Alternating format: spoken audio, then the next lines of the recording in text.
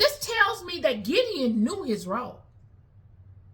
He knew the story. He knew what God, the hand of God over his house. He knew the might of God. He knew his role as a child of God, and he took it seriously. Because had he not, there's no way he would have done this. No way. There's no way he would have been able to justify doing such things. Because there's no way that he would have gotten away with it without people even knowing it was him. How do you run from your calling? Where do you run to? Where you gonna go? Who is going to protect you? Are you more fearful of people? Like I said in my last podcast. Or the podcast before? Or are you more afraid of God? Who are you with? And this is where the rubber meets the road, friend. People can come with all of their fear tactics and tell you all this kind of stuff that they're going to do. And you already can imagine it in your mind based upon the temperament of the people around you and what has happened to those that have done such. And it won't come close to that which you fear of God. It makes everything very clear. All the fog is gone. It becomes very clear because you have nowhere to go but forward. There is no going backwards. There's no going to the left or to the right. There's no standing still. You got to go forward. Regardless to what people feel, think, see, do, say, or what. Because none of what people are able to do is anywhere near the severity of what God can do. And this is Gideon.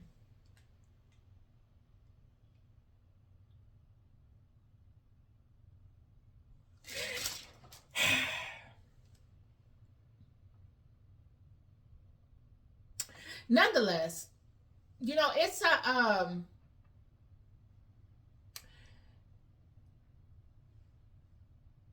it's a powerful testament to, and it's interesting how the light shines on me at certain times. It's interesting, but it's a powerful testament to how God shows us ourselves. This isn't about God looking to prove anything to anyone. This is a testament to God's love and God's promise of a people. Because prior to Gideon getting this word from this angel, the children have been crying out. I told y'all. I said this many times before on my old IG and my old Facebook channel. When them children get to crying out, friend, I'm telling you, God moves. Many of you see yourselves as regulars. Yet God sees you as a mighty man or a mighty woman of valor with your regular selves. Many of you are out here threshing wheat in a wine press like Gideon, hiding the fact that you are looking to make money for your family, having to get money undercover in ways that are not honorable. Many of you are having to find creative avenues to make it happen. This is what Gideon was doing, y'all. Many of you that are doing this don't even find yourselves worthy or someone that God will work through.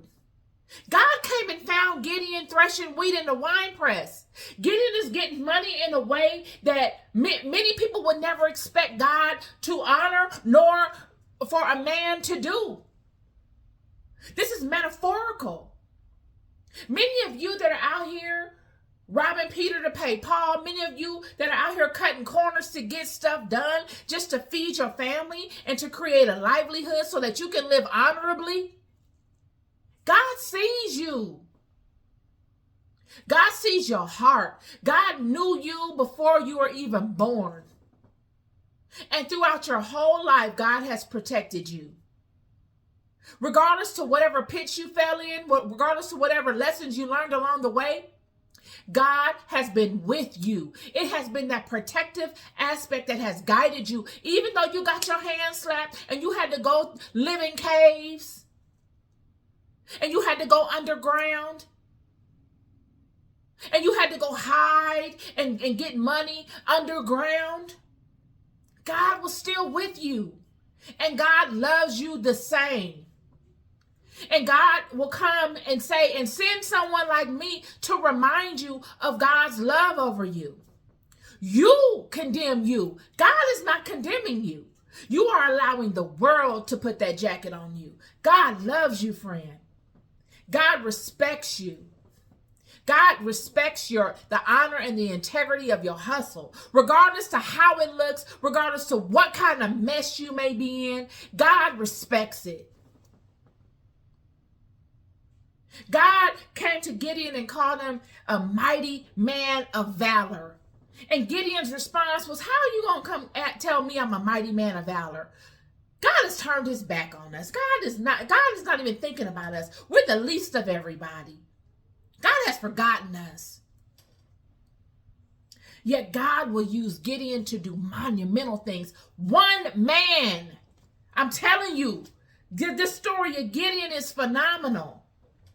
It's relatable. One man that had the integrity to keep going. He had the integrity and the righteousness to say, okay, God, look, I need a sign here. I know you're probably going to get mad at me.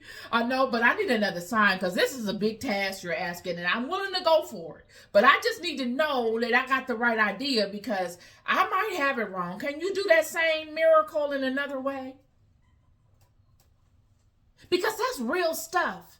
That's what happens to real people when God comes upon you. Because you don't have a choice. Many people think it's some type of bargaining. I just did the podcast about God doesn't bargain with you. So why are you going to make excuses and give people an explanation? Did God give Gideon an explanation? God told Gideon. God didn't explain nothing. So why would Gideon need to go and explain something to people? What makes people think that they're so worthy of an explanation from you when you didn't even get an explanation from God? They have the luxury of sitting here and debating on if they want to follow you or listen to you or adhere to you. But you didn't have the luxury of such. You got to immediately pivot. You got to immediately get after it. God is a humbler of people. God is a humbler of people, and God is an exalter of the regular nobodies of the world. God is a God that'll make a nobody of somebody. And this is a prime example of it with Gideon. And this is my message to all of you. I keep telling you, I don't care what your situation is. I don't care what your situation is, friend. God will make you useful. All you need to do is be open to it and be courageous and have the heart to be able to walk it.